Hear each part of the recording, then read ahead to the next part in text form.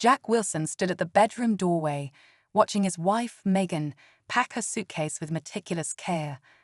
At 35, the high school physics teacher still found himself marveling at Megan's beauty, her auburn hair catching the morning light, her green eyes sparkling with excitement. After 10 years of marriage, she could still make his heart skip a beat. "Are you sure you have everything you need for the conference?" Jack asked, leaning against the doorframe. Megan looked up from her packing, a soft smile playing on her lips. "I think so. 5 days in Chicago. I want to be prepared for anything." Jack nodded, his eyes drawn to the lingerie Megan was carefully folding and tucking into her suitcase. He recognized the delicate lace as part of the set he had given her for their anniversary just last month. A warmth spread through his chest at the thought that she wanted to wear it, even on a business trip. "Taking the special occasion stuff, I see," he commented with a grin. Megan's cheeks flushed slightly. "Well, you never know. Might have a fancy dinner or something." As she continued packing, Jack couldn't help but notice how much effort Megan was putting into her appearance. She had spent an extra 20 minutes on her makeup that morning, carefully applying eyeshadow and mascara she usually reserved for date nights. Her hair was styled in loose waves, a far cry from her usual messy bun for work. "You're going all out for this conference," Jack observed. "Must be some important people there." Megan shrugged, not meeting his eyes. "Just want to make a good impression, that's all." Jack watched as she spritzed herself with the expensive perfume he had included with her anniversary lingerie. The familiar scent of jasmine and vanilla filled the air, stirring memories of intimate moments shared between them.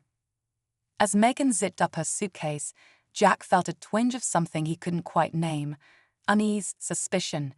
He quickly pushed a feeling aside. This was Megan, his wife, his best friend, the woman he trusted above all others. "All set?" he asked, forcing a smile. Megan nodded, wheeling her suitcase to the door. "I think so. I'll call you every night, I promise." She leaned in, pressing her lips to his in a lingering kiss that left Jack slightly breathless. Her fingers trailed along his jaw as she pulled away. "I'll miss you," she murmured. "I'll miss you too," Jack replied. "Have a great time. Don't forget to bring me back a souvenir." Megan laughed, the sound light and musical. "Of course, love you." "Love you too," Jack called as she headed down the stairs. He watched from the window as Megan loaded her suitcase into her car and drove away, waving as she turned the corner out of sight. The house felt strangely empty without her presence. Shaking off the melancholy, Jack headed to the kitchen to make some coffee before grading papers. He had just settled at the dining room table with a stack of physics exams when his phone buzzed with an incoming text. Expecting it to be Megan letting him know she'd arrived safely at the airport, Jack was surprised to see an unknown number on the screen. His brow furrowed as he read the cryptic message. "Your wife isn't who you think she is. Check the guest list for the Palmer Hotel." Jack stared at the text, reading it over and over. A chill ran down his spine despite the warm spring day. Who would send something like this, and why? His first instinct was to delete it and forget he'd ever seen it. This had to be some kind of prank or scam. But a nagging doubt took root in the back of his mind, whispering that maybe, just maybe, there was something to this. Jack set his phone down, trying to focus on grading, but the words of the text kept floating through his thoughts, impossible to ignore. After reading the same question 3 times without absorbing it, he pushed the exams aside with a frustrated sigh. "This is ridiculous," he muttered to himself. "I trust Megan completely." But even as he said the words, Jack found himself reaching for his laptop. It wouldn't hurt to just check, right? Then he could put this whole thing to rest and get back to work with a clear conscience. He pulled up the website for the Palmer Hotel in Chicago, scrolling through the information about their conference facilities. There was a form to check event registrations, which Jack filled out with slightly trembling fingers. Conference name: Chicago Educators Summit. Attendee: Megan Wilson. He hit submit and waited, heart pounding. When the results loaded, Jack felt like the air had been sucked from his lungs. No attendees found matching your search. That can't be right, Jack said aloud, as if speaking the words could make them true. He tried again, double-checking his spelling. Still nothing. With growing unease, Jack pulled up their shared digital calendar on his phone. He scrolled to the current week, seeing Megan's conference clearly marked for the next 5 days. But there was something else, an event he didn't recognize, hidden under the conference listing. A&M's special project. Jack read the entry, his stomach twisting into knots. The event was scheduled for the exact dates of the supposed conference. A&M. The initials tugged at Jack's memory. Suddenly, it clicked. Adam Rees, the new PE teacher Megan had been spending a lot of time with lately. They were collaborating on some kind of cross-curricular fitness and art program for the school. Jack leaned back in his chair, mind racing. He thought back over the past few months. Small details he dismissed suddenly took on new significance. Megan staying late at school several nights a week, claiming she was grading projects. The new clothes she bought recently, form-fitting dresses and blouses Jack had admired, but found out of character for his usually casual wife. The way she had become more protective of her phone, angling the screen away when texting. "No," Jack said firmly, shaking his head. "I'm letting my imagination run wild. There has to be a reasonable explanation for all of this." But doubt had taken hold, spreading tendrils of suspicion through his mind. Almost against his will, Jack found himself walking to Megan's home office. He told himself he was just looking for the conference itinerary. Surely she left a copy somewhere. He rifled through the papers on her desk, finding nothing but student artwork and lesson plans. Opening drawers yielded similar results. Jack was about to give up when he noticed a thick art textbook on the bookshelf, a scrap of paper sticking out slightly. Heart pounding, he pulled the book from the shelf. A folded note fluttered to the floor as he opened it with trembling hands. Jack unfolded the paper, immediately recognizing Adam's messy scrawl. "Can't wait for our special getaway. You're my muse and my passion." The words blurred as tears filled Jack's eyes. He sank to the floor, clutching the damning note as his world crumbled around him. How could Megan do this? 10 years of marriage, of building a life together, and she'd thrown it all away. For what? A fling with a handsome new teacher. Jack wasn't sure how long he sat there, overwhelmed by shocking grief. Eventually, the initial tidal wave of emotion receded enough for him to think somewhat rationally again. He needed more information before confronting Megan. He needed to be absolutely certain. Wiping his eyes, Jack returned to his laptop. He pulled up Adam's social media profiles, scrolling through recent posts. His heart sank as he saw a status update from just yesterday. Heading out for a rejuvenating beach retreat. Time to recharge and find new inspiration. #Oceana Resort. The Oceana was a luxury hotel about 3 hours' drive from their small town. Jack had always wanted to take Megan there for a romantic weekend, but they'd never quite been able to afford it on teacher salaries. Apparently, Adam had deeper pockets, or perhaps they were splitting the cost of their illicit rendezvous. A quick search showed Jack that Adam's wife, Emily, had posted about visiting her sick mother out of state for the week. The pieces were falling into place with sickening clarity. Jack's hand shook as he picked up his phone. He needed help, someone to talk him through this nightmare and help him decide what to do next. Without conscious thought, he found himself dialing a familiar number. "Jack, what's up?" Sarah Chin's voice was warm and concerned. His former student-turned-close friend, Sarah, had a gift for reading people. She knew something was wrong just from his tone. "Sarah, I need your help," Jack managed, his voice breaking. "Can you come over?" There was only a moment's hesitation before Sarah replied, "Of course, I'll be there in 10 minutes." True to her word, Sarah arrived shortly after, letting herself in with the spare key Jack had given her years ago. She found him sitting at the dining room table, staring blankly at the scattered evidence of Megan's betrayal. Sarah took in the scene quickly,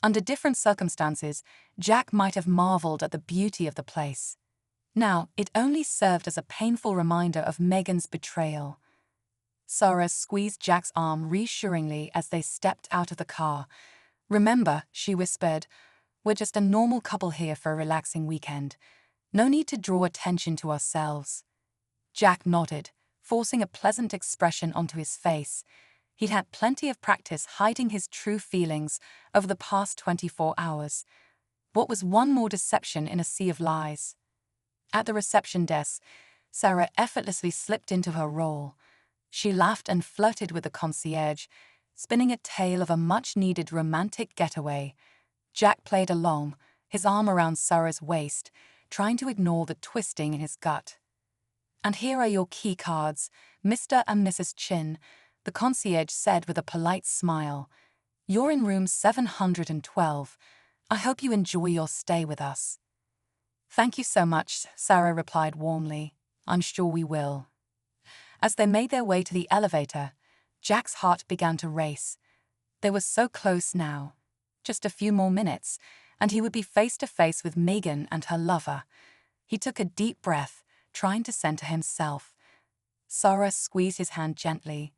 "You got this, Jack. I'm right here with you." The elevator dinged, and they stepped out onto the 7th floor. The plush carpet muffled their footsteps as they made their way down the hallway. Jack's eyes darted from door to door, searching for room 714, where Megan and Adam were staying. As they approached their own room, Jack froze. Voices drifted from the next room, voices he recognized all too well. "Oh, Adam." Megan's breathy laugh sent daggers through Jack's heart. "Tonight is going to be our most passionate yet. I can't wait to show you what I brought." "I bet it's that little red number," Adam's deep voice replied. "The one that drives me wild. God, Megan, you're insatiable." "Only for you, baby," Megan purred. Poor Jack has no idea what he's missing out on. Sometimes I can't believe how oblivious he is. White-hot rage flooded through Jack at those words. How dare they mock him like this? His hands clenched into fists at his sides as he fought the urge to burst into their room right then and there. Sarah placed a steadying hand on his shoulder. "Stick to the plan," she whispered. "We've got them dead to rights now."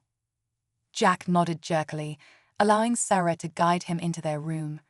He paced back and forth as Sarah quickly set up her recording equipment, positioning a small camera to capture the hallway and the door to Megan and Adam's room. "Okay," Sarah said, double-checking the angle. "We're all set. How do you want to play this?" Jack took a deep breath, squaring his shoulders. "I want to knock on their door. When Megan answers, I want you to start recording. Can you do it on your phone so it's not obvious?" Sarah nodded, pulling out her smartphone. "Consider it done. Are you ready for this?" "As ready as I'll ever be," Jack replied grimly. They stepped out into the hallway, Sarah positioning herself slightly behind Jack, with the phone held casually at her side. Jack raised his hand and knocked firmly on the door to room 714. There was a moment of muffled confusion from inside, then footsteps approaching. Jack steeled himself as the door swung open. Megan stood there in a silky robe, her hair tousled and cheeks flushed. Her eyes widened in shock as she registered Jack's presence. "Jack," she stammered, "what are you doing here?" "Surprised, darling," Jack said, his voice naturally calm. "I thought I'd join you on this teacher conference." Megan's face drained of color. Behind her, Adam appeared in the doorway, equally stunned. "Jack, I can explain," Megan began, but Jack cut her off with a raised hand. "Oh, I'm sure you can," he said coolly. "I'm very interested to hear how you explain being here with Adam when you're supposed to be at a conference in Chicago." Megan and Adam exchanged panicked glances, clearly trying to get their story straight. Jack almost laughed at how quickly their lies fell apart. "It's not what it looks like," Adam tried, but his voice lacked conviction. "Really?" Jack arched an eyebrow. "Because it looks like my wife is having an affair with a co-worker. Please enlighten me as to what's really going on here." Megan's eyes filled with tears. Jack, please, can we talk about this privately? Why? Jack asked, his tone deceptively mild. You didn't seem too concerned about privacy when you were mocking me a few minutes ago. What was it you said? That I'm oblivious to what I'm missing out on. Megan blanched, realizing they'd been overheard. Adam stepped forward, attempting to look authoritative despite being clad only in boxer shorts. Look, Jack, this is a private matter between. A private matter? Jack interrupted, his voice rising slightly. I think you lost the right to privacy when you decided to sleep with my wife. People were starting to peer out of their rooms, drawn by the commotion. Sarah stepped forward, placing a calming hand on Jack's arm. Maybe we should take this inside, she suggested quietly. Jack nodded, pushing past Megan and Adam into their room. Sarah followed, closing the door behind them. Who's she? Megan demanded, her shock giving way to indignation. This is Sarah, Jack replied calmly. My friend and witness to your infidelity. Witness? Adam sputtered. What the hell are you playing at, Wilson? Jack ignored him, turning to his suitcase. He unzipped it calmly and began removing clothes, laying them neatly on the bed. What are you doing? Megan asked, her voice trembling. Unpacking, Jack replied matter-of-factly. I've booked the adjoining room for the week. I hope you don't mind if I join your little getaway. You can't do that, Adam protested. This is our room. Jack fixed him with a steely gaze. Actually, I can. This room is registered under my name and paid for with my credit card. You're welcome to leave if you're uncomfortable. Megan and Adam exchanged helpless glances, their romantic retreat crumbling around them. Jack, please, Megan pleaded. Let's just talk about this. We can work it out. Oh, we'll talk, Jack assured her. We have all week to discuss how you betrayed our marriage and made a mockery of our vows. But right now, I'm tired from the drive. I think I'll turn in early. With that, Jack calmly walked to the adjoining door, unlocked it, and disappeared into his own room, leaving Megan and Adam standing in stunned silence. The next morning dawned bright and clear, the cheerful sunshine a dark contrast to the tension simmering in rooms 712 and 714. Jack had barely slept, his mind racing with plans and possibilities. He'd spent most of the night coordinating with Sarah, setting up the next phase of their confrontation. At precisely 9:00 a.m., Jack knocked on the adjoining door. When there was no answer, he used his key card to enter. Megan and Adam were huddled together on the bed, looking like they hadn't slept much either. They jumped when Jack entered, followed closely by Sarah. Good morning, Jack said pleasantly. I hope you slept well. We have a busy day ahead of us. What are you talking about? Adam demanded, his bravado from the previous night noticeably diminished. Jack smiled, but it didn't reach his eyes. We'll have a little chat with Emily. I think she deserves to know what's been going on. Don't you? The color drained from Adam's face. Emily, my wife, you can't. I can and I will, Jack interrupted. In fact, I've already arranged it. She'll be video calling in about. He checked his watch. 5 minutes. Megan burst into tears. Jack, please don't do this. We can work this out between us. There's no need to involve anyone else. You involved Emily the moment you decided to sleep with her husband, Jack replied coldly. She has a right to know. The next 5 minutes passed in intense silence. Megan and Adam whispered furiously to each other, trying to come up with a plan, while Jack calmly set up Sarah's laptop for the video call. At 9:05 on the dot, the laptop chimed with an incoming call. Jack answered, and Emily's confused face filled the screen. Jack, she said, peering at the camera. What's going on? Is everything okay? Hello, Emily, Jack replied gently. I'm afraid I have some difficult news to share with you. Adam and Megan are here with me. He turned the laptop so Emily could see the guilty couple huddled on the bed. Her confusion quickly turned to shock, then anguish. Her understanding dawned. Adam, she whispered. What are you doing there? You said you were at a training seminar. Adam opened his mouth, but no words came out. Megan buried her face in her hands, unable to meet Emily's gaze. With as much compassion as he could muster, Jack explained the situation. He told Emily about the affair, about the deception, about the teachers' conference that was really a romantic getaway. Emily listened in stunned silence, tears streaming down her face. When Jack finished, she turned her attention to Adam. "How could you?" she choked out. "After everything we've been through, I trusted you." Adam stammered out weak excuses and apologies, but Emily cut him off. I can't deal with this right now," she said, her voice breaking. "I need time to think. Adam, don't bother coming home. I'll have your things packed and left with your brother." With that, she ended the call, leaving a heavy silence in her wake. Jack closed the laptop and turned to Megan and Adam. "I hope you're both proud of yourselves," he said quietly. "You've not only destroyed our marriages, but you've hurt innocent people in the process." Megan looked up, her eyes red and swollen. "Jack, please," she begged. "Don't tell anyone at the school. We'll lose our jobs. Our reputations will be ruined." Adam nodded frantically. "We'll do anything. Just please don't expose us at work." Jack appeared to consider this for a moment. Finally, he nodded slowly. "All right," he said. "I won't say anything at the school, but in return, I want you both to sign confession statements admitting to the affair. It's only fair that I have some insurance." Relieved at this apparent reprieve, Megan and Adam quickly agreed. Sarah produced the pre-prepared statements, and they signed without hesitation.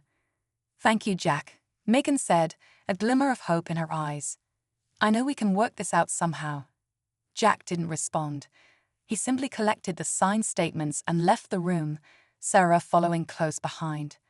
That evening, Jack suggested they'd all have dinner together in the resort's main restaurant. Megan and Adam were hesitant, but Jack insisted it would be a good opportunity to discuss how they would move forward. The restaurant was crowded, filled with chattering vacationers enjoying their meals. Jack, Megan, Adam, and Sarah were seated at a table near the center of the room, an uncomfortable silence hanging over them as the waiter took their drink orders. Jack casually pulled out his phone. "You don't mind if I check my messages, do you?" he asked innocently. "I want to make sure everything's okay back home." Megan and Adam shook their heads, relief evident on their faces at the break in tension. Jack tapped at his phone for a moment, then set it on the table, screen up. What Megan and Adam didn't realize was that Jack had just activated the live stream to the school's social media account. The phone's camera was now broadcasting their conversation to hundreds of students, parents, and faculty members. "So," Jack said, his voice carrying clearly in the busy restaurant, "let's talk about this affair of yours. How long has it been going on?" Megan nearly choked on her water. "Jack," she hissed. "Not here." "Why not?" Jack asked, his voice still calm but loud enough to draw attention from nearby tables. "I think it's time we got everything out in the open, don't you?" Adam leaned forward, his face red with anger and embarrassment. "Wilson, I'm warning you." "Warning me?" Jack interrupted. "That's rich coming from the man who's been sleeping with my wife. Tell me, Adam, how does it feel to betray not only your own wife, but also a colleague?" People at nearby tables were openly staring now. Megan buried her face in her hands, while Adam looked like he wanted to sink into the floor. "Please, Jack," Megan begged. "We said we were sorry. We promised we'd end it. What more do you want from us?" Jack leaned back in his chair, a small satisfied smile playing at the corners of his mouth. "I want the truth, Megan. I want you to admit, right here, right now, exactly what you've done." "Fine," Megan snapped, tears streaming down her face. "Yes, we had an affair. Yes, we lied about the conference to come here together. Are you happy now?" "Ecstatic," Jack replied dryly. "And what about you, Adam? Anything you'd like to add?" Adam glared at Jack, his jaw clenched. "This is blackmail," he growled. "No," Jack corrected him. "This is consequences. You both made choices, and now you're facing the results of those choices. As Jack spoke, Megan's phone began to buzz incessantly. She pulled it out, her face paling as she saw the flood of notifications. "Oh my God," she whispered. "Jack, what have you done?" Jack picked up his own phone, ending the live stream with a tap. "I've done exactly what I said I would do," he replied calmly. "I didn't tell anyone at the school about your affair. They saw it for themselves." The reality of the situation crashed down on Megan and Adam. Their phones were blowing up with messages from colleagues, students, and parents. The live stream had gone viral within minutes, spreading through the school community like wildfire. "You promised," Adam sputtered, his face a mask of fury and fear. "I promised I wouldn't say anything," Jack corrected him. "And I didn't. You did all the talking yourselves." Megan and Adam scrambled to do damage control, frantically typing out messages and making calls, but the damage was done. Their affair, their lies, their betrayal, it was all out in the open now. Jack calmly sipped his water, watching as their world crumbled around them. Sarah placed a hand on his arm, a silent show of support. "I think I've lost my appetite," Jack said, standing up. "Enjoy your meal. Oh, and don't worry about the bill. It's on me. Consider it a parting gift for a decade of marriage." With that, Jack and Sarah left the restaurant, leaving Megan and Adam to face the consequences of their actions. The next morning, the atmosphere in the resort was thick with tension. News of the scandal had spread beyond the school, reaching the local community. Back home, Megan and Adam were pariahs, avoiding eye contact with other guests and flinching at every ping from their phones. Jack, on the other hand, was calm and collected. He'd spent the night fielding calls and messages from concerned friends and colleagues, explaining his side of the story with dignity and restraint. As he and Sarah enjoyed breakfast on her balcony, Megan approached, her eyes red and swollen from crying. "How could you do this to me?" she demanded, her voice hoarse. "You've ruined everything." Jack set down his coffee cup and met Megan's gaze steadily. "I didn't ruin anything, Megan. You did that all on your own when you decided to betray our marriage." Megan's face contorted with a mix of anger and desperation. "You don't understand.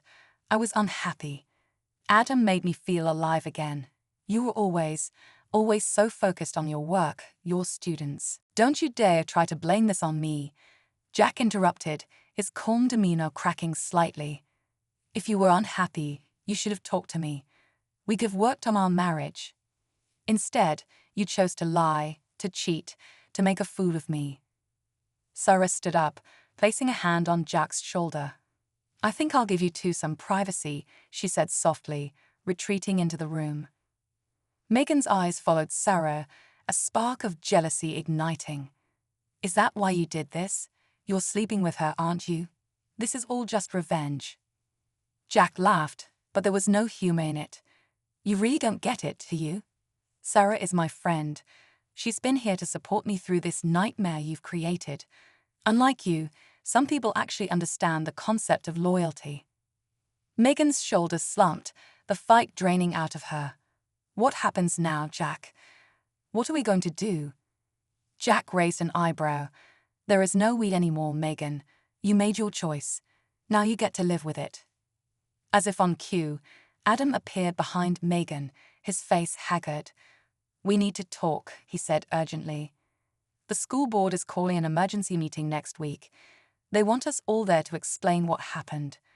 Megan turned to Jack, her eyes pleading. "Jack, please, you have to help us. If we lose our jobs..." Jack stood up, his expression hardening. "I don't have to do anything. You both made your beds. Now you can lie in them." He added with a hint of sarcasm, "I suppose you've already been doing plenty of that." Adam's face flushed with anger. He took a step toward Jack, fists clenched. "You smug bastard. You think you're so much better than us." Jack didn't flinch. "I didn't cheat on my spouse. I didn't lie to everyone I know. So yes, Adam, I do think I'm better than you. And if you're smart, you'll back off right now." Something in Jack's tone made Adam hesitate. The physical intimidation that might have worked before seemed to bounce off Jack's newfound confidence. "This isn't over," Adam growled, turning to leave. "Oh, I think it is," Jack called after him. "By the way, I've already spoken to my lawyer. He'll be contacting both of you about the divorce proceedings." Megan gasped. "Divorce? Jack, no. We can work this out. Please, just give me another chance." Jack shook his head. "There are no more chances, Megan. You threw away 10 years of marriage for a fling. I deserve better than that. I deserve someone I can trust." Tears streaming down her face, Megan made one last attempt. "What about all our friends, our colleagues? They'll take sides. It'll be so messy." "I'm not worried," Jack replied calmly. "I've been nothing but honest and transparent throughout this whole ordeal. I think you'll find that honesty goes a long way." As if to prove his point, Jack's phone buzzed with an incoming message. He glanced at it, a small smile tugging at his lips. "That was Karen from the PTA," he said. "She's organizing a support rally for me. Apparently, quite a few parents appreciate how I've handled the situation. They're calling me a role model for integrity." Megan's face crumpled. This was all going so wrong. She had never imagined her affair would blow up like this. In her mind, she would have eventually ended things with Adam, and Jack would have been none the wiser. Now, her entire life was falling apart. "I think you should go," Jack said quietly. "Sarah and I have plans for the day, and I'm sure you and Adam have a lot to discuss." Defeated, Megan turned to leave. At the door, she paused, looking back at Jack with tear-filled eyes. "I do love you. You know I never meant to hurt you like this." Jack met her gaze, his expression a mixture of pain and resolve. "If you loved me, Megan, you wouldn't have done this. Love isn't just a feeling, it's a choice. It's choosing your partner every day, through good times and bad. You chose Adam. Now you get to live with that choice." As Megan left, her shoulders shaking with sobs, Sarah emerged from the room. She approached Jack, concern etched on her face. "Are you okay?" she asked softly. Jack took a deep breath, looking out over the beautiful ocean view that now seemed tainted by the events of the past few days. "No," he admitted, "but I will be." Sarah squeezed his hand supportively. "You handled that incredibly well, Jack. I'm proud of you." Jack managed a small smile. "Thanks, Sarah. I couldn't have done this without you." As they stood there, looking out at the horizon, Jack felt a strange mix of emotions. There was pain, certainly, and anger, but there was also a sense of freedom, of possibilities. For the first time since discovering Megan's betrayal, he allowed himself to think about the future. It wouldn't be easy. There would be difficult days ahead. The school board meeting, the divorce proceedings, the inevitable gossip and speculation. But Jack knew he would face it all with the same strength and integrity he'd shown here. Megan and Adam had made their choices. Now it was time for Jack to make his, and he chose to move forward, to rebuild his life on his own terms. As the sun climbed higher in the sky, Jack felt a glimmer of hope. This wasn't the end, it was a new beginning. A week had passed since the fateful confrontation at the Iana Resort, but for the residents of Millbrook, it felt like an eternity. The small town of 15,000 was abuzz with gossip, whispered conversations in grocery store aisles, and heated debates over coffee at the local diner. The scandal involving two of Millbrook High's teachers had spread like wildfire, leaving no one untouched. At the center of it all was Jack Wilson, the husband who exposed his wife's affair in a dramatic live stream that had since become the stuff of local legend. As he drove to the emergency school board meeting, Jack couldn't help but reflect on the whirlwind of the past week. The parking lot of the Millbrook School District office was packed, a clear indication of the meeting's importance. Jack spotted Megan's car and felt a twinge in his chest, anger, hurt, and something else he couldn't quite name. Taking a deep breath, he steeled himself for what was to come. Inside, the tension was palpable. The usually spacious boardroom felt cramped with extra chairs brought in to accommodate the crowd. Jack nodded politely to a few familiar faces as he made his way to his seat. He caught sight of Megan and Adam sitting as far apart as possible, both looking pale and drawn. The board president, a stern-faced woman named Eleanor Simmons, called the meeting to order. "We are here today," she began, her voice cutting through the murmurs, "to address the recent incident involving 3 of our staff members. We will hear from all parties involved before making our decision." Jack was called to speak first. As he stood, he felt all eyes on him. This was his moment, not for revenge, but for truth. "Members of the board, fellow educators, members of the community," Jack began, his voice steady and clear. "I stand before you today not as a victim, but as someone who believes in the power of education and the responsibility we have to our students." He went on to detail his decade of service to Millbrook High, pulling out commendations, thank you notes from students, and evidence of the various extracurricular programs he'd initiated or supported. "Teaching isn't just a job for me," Jack continued, his passion evident in every word. "It's a calling. Every day, I strive to inspire my students, to show them the wonders of science and the importance of integrity." As Jack spoke, he noticed several of his current and former students in the audience. They nodded encouragingly, some even wiping away tears. "I won't pretend that the events of the past week haven't been devastating on a personal level," Jack admitted, his voice catching slightly. "But I've always taught my students that character is revealed in how we handle adversity. I chose to face the situation with honesty and dignity, not for my sake, but for theirs." He gestured to the students present. "They're watching us. They're learning from us, not just in the classroom, but in how we conduct ourselves in all aspects of our lives." As Jack concluded his speech, a ripple of applause spread through the room. Eleanor Simmons had to call for order before inviting Megan to speak next. Megan approached the podium, her usual confidence noticeably absent. She glanced at Jack, then quickly looked away, unable to meet his steady gaze. "I know what I did was wrong," Megan began, her voice barely above a whisper. The microphone squealed, causing her to flinch. She took a moment to compose herself before continuing. "I made a terrible mistake, but I'm an excellent teacher. My students love me, and my art program has brought recognition to the school. Surely my personal life shouldn't affect my professional standing." Her plea was met with stony silence. Jack could see the board members exchanging glances, their expressions unreadable. Adam was the last to speak. He approached the podium with a swagger that seemed out of place given the circumstances. "Look," he said, leaning into the microphone. "What happened between Megan and me was consensual. It was a mistake, sure, but it's not like we committed a crime. I've been nothing but an asset to this school since I arrived. The PE program has never been stronger." As Adam continued to downplay his role in the affair, Jack noticed Megan's expression darkening. It was clear that Adam's attempt to distance himself from a situation was not sitting well with her. After the 3 had spoken, Eleanor Simmons called for a brief recess while the board deliberated. The tension in the room was unbearable as everyone waited for the decision. When the board members returned, their faces were grim. Eleanor cleared her throat before addressing the room. "After careful consideration, the board has reached a decision," she announced.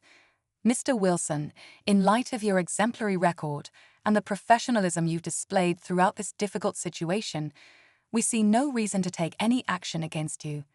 You will retain your position at Millbrook High." A smattering of applause broke out, quickly silenced by Eleanor's raised hand.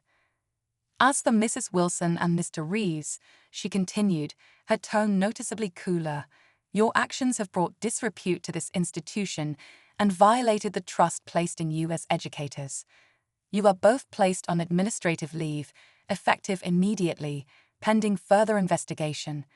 It is likely that you will be transferred to different districts once this matter is fully resolved." Erupted in a cacophony of voices, Megan burst into tears while Adam slammed his fist on the table in front of him. Jack, however, remained calm, accepting the decision with a quiet nod. As the meeting adjourned, Jack found himself surrounded by well-wishers. Parents patted him on the back, colleagues expressed their support, and students shared stories of how he had positively impacted their lives. One student, a shy girl named Emily, approached Jack with tears in her eyes. "Mr. Wilson," she said, her voice trembling, "I just wanted you to know that you're the reason I want to become a scientist. You showed me that I could do anything if I put my mind to it." Jack felt a lump form in his throat. This, he realized, was why he became a teacher in the first place, not for recognition or accolades, but for moments like these. As he left the building, Jack noticed a group of parents huddled together, speaking animatedly. He caught snippets of their conversation, something about organizing a rally in his support. The news of the school board's decision spread quickly through Millbrook, and Jack found himself at the center of a storm of public opinion. But unlike the scandalous whispers that had followed the initial revelation of the affair, the talk now was overwhelmingly positive. The local newspaper ran a feature on Jack, praising his dedication to education and his dignified handling of the scandal. The article painted him as a role model for the community, someone who had faced adversity with grace and integrity. A few days after the board meeting, Jack was surprised to find a crowd gathered outside Millbrook High as he arrived for work. Parents, students, and community members held signs with messages like, "We stand with Mr. Wilson," and "Integrity Matters." Karen Thompson, the PTA president, approached Jack with a warm smile. "We wanted to show you how much we appreciate you," she said, gesturing to the crowd. "You've taught our kids more than just physics. You've shown them what real character looks like." Jack was overwhelmed by the support as he made his way through the crowd, shaking hands and accepting words of encouragement. He caught sight of Megan watching from her car across the street. Their eyes met for a brief moment before she quickly drove away. The contrast between their situations couldn't have been starker. While Jack was being celebrated, Megan and Adam found themselves social pariahs. They were pointedly uninvited from community events, met with cold shoulders at the grocery store, and subject to not-so-subtle whispers wherever they went. Megan, in particular, seemed to be struggling with the fallout. Jack had heard through the grapevine that she had attempted to volunteer at the local arts center, hoping to win back some community support, but her efforts were met with polite refusals and thinly veiled disdain. Adam, on the other hand, seemed to be handling the situation with less grace. There were rumors of him getting into a shouting match with a parent at the local coffee shop, and Jack had overheard some of his students discussing how Mr. Reed had become snappish and irritable in his final days before the administrative leave took effect. As for Jack, he threw himself into his work with renewed vigor. He volunteered to coach the school's science team, a role he had always wanted to take on but never found the time for. Under his guidance, the team began to flourish. Late nights were spent in the lab, working with students on their projects. Jack found a sense of purpose in these hours, helping young minds explore the wonders of science. It was during one of these sessions that he received the news that would change everything. "Mr. Wilson," explained Zoe, one of his brightest students, bursting into the lab one evening. "We did it. We qualified for the national championship." The room erupted in cheers. Jack felt a surge of pride as he looked at his team's beaming faces. This was the first time in the school's history that they had made it to the national level. As the excitement died down and the students began to pack up for the night, Jack found himself alone in the lab. He sat at his desk, a mix of emotions washing over him. Pride in his students' accomplishment, yes, but also a bittersweet realization that this chapter of his life was coming to an end. For weeks now, he had been contemplating a change. The offer had come out of the blue, a prestigious teaching position at a magnet school for science and technology in another state. At first, Jack had dismissed the idea. Millbrook was his home, his community. But as the days passed and the weight of recent events settled on him, the idea began to take root. The next day, Jack scheduled a meeting with Principal Rogers to discuss his decision. The older man listened intently as Jack explained his reasoning, nodding in understanding. "We'll be sorry to lose you, Jack," Rogers said, leaning back in his chair. "But I understand. Sometimes a fresh start is what we need. You've done great things here, and I have no doubt you'll continue to do so wherever you go." With a decision made, things moved quickly. Jack threw himself into preparing his students for the national championship while also making arrangements for his move. The news of his impending departure spread through the school and town, met with a mix of sadness and well wishes. 3 months after the fateful day at the Oceanana Resort, Jack found himself sitting in his lawyer's office, signing the final divorce papers. The process had been surprisingly smooth. Megan, perhaps out of guilt or a desire to avoid further scandal, had agreed to Jack's terms without much fuss. As he walked out of the office with divorce papers in hand, Jack felt a weight lift from his shoulders. It was really over. He was free to move on and start his new life. The evening before his departure, Jack was packing the last of his belongings when the doorbell rang. He opened the door to find Megan standing there, looking small and vulnerable. "Can I come in?" she asked hesitantly. "I need to get the last of my things." Jack nodded, stepping aside to let her enter. They moved around each other awkwardly, the familiarity of a decade together warring with the distance that had grown between them. As Megan gathered her belongings, she kept glancing at Jack, opening her mouth as if to speak, then thinking better of it. Finally, as she was about to leave, she turned to him. "Jack, I know I have no right to ask this, but is there any chance, any at all? I've changed. I swear I still love you." Jack looked at her, really looked at her for the first time in months. He saw the woman he had fallen in love with all those years ago, the woman he had built a life with. But he also saw the woman who had lied to him, betrayed him, mocked him behind his back. "Megan," he said softly, "I'm sorry, but no. Trust, once broken, can't be repaired. At least not for me, not in this case." Tears welled up in Megan's eyes, but she nodded, accepting his decision. As she turned to leave, Jack stopped her. "Wait," he said, reaching for an envelope on the nearby table. "I wrote this for you. I think it might help provide some closure for both of us." Megan took the letter with trembling hands. "Thank you, Jack," she whispered, "for everything. I'm so sorry for what I did to you." As she walked away, Jack felt a chapter of his life truly close. He turned back to his packing, ready to face whatever came next.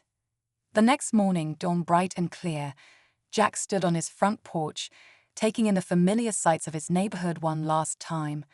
His car was packed, ready for the long drive to his new home. As he was about to leave, he heard a commotion down the street. To his surprise, he saw a crowd approaching, his students, led by the science team, along with several of his colleagues and community members. They gathered in front of his house, many holding signs wishing him well. The science team presented him with a scrapbook filled with photos and messages. Colleague after colleague stepped forward to share how Jack had inspired them or made a difference in their lives. As Jack looked out at the faces of the people he had lived and worked with for so long, he felt the swell of emotion. This was what teaching was all about, not just imparting knowledge, but touching lives, building connections, leaving a lasting impact. From the corner of his eye, Jack caught a glimpse of Megan watching from a distance. Their eyes met briefly, a world of unspoken words passing between them. Then she turned and walked away, and Jack refocused on the well-wishers before him. After many hugs, handshakes, and promises to keep in touch, Jack finally got into his car. As he drove away, watching Millbrook recede in his rearview mirror, he felt a mix of sadness and excitement for what lay ahead. Miles down the road, Jack allowed himself a moment to reflect. The past few months had been the most challenging of his life, but he emerged stronger, more sure of himself and his values. He was leaving behind the familiar, but he was driving towards new opportunities, new challenges, and a chance to impact even more young lives. As the sun climbed higher in the sky, Jack felt a sense of peace settle over him. Whatever the future held, he was ready to face it head-on, with the same integrity and passion that had carried him through the storm. Meanwhile, back in Millbrook, Megan sat alone in her small apartment, surrounded by boxes of her belongings. She held the letter from Jack in her hands, reading it for what felt like the 100th time. Tears streamed down her face as she absorbed his words, kind but firm, explaining why he could never take her back and wishing her well in her future. She looked up at the photos on her wall, memories of happier times, of the life she had thrown away in a moment of weakness. As the reality of her situation truly sank in, Megan began to understand the full consequences of her actions. She had lost not just her husband, but her home, her job, her friends, and the respect of an entire community. As she sat there, surrounded by the remnants of her old life, Megan realized that her journey of redemption was only beginning. It would be a long, difficult road, but as she folded Jack's letter and placed it carefully in a drawer, she made a silent promise to herself to learn from this experience and become a better person. The sun set on Millbrook, casting long shadows across the town. In one car, a man drove toward a new future filled with hope and possibility. In one small apartment, a woman faced the daunting task of rebuilding her life from the ground up. And in between, a community continued on, forever changed by the unexpected guest of infidelity that had shaken their quiet town to its core. This is where our story comes to an end. Share your thoughts in the comments section. Thanks for your precious time.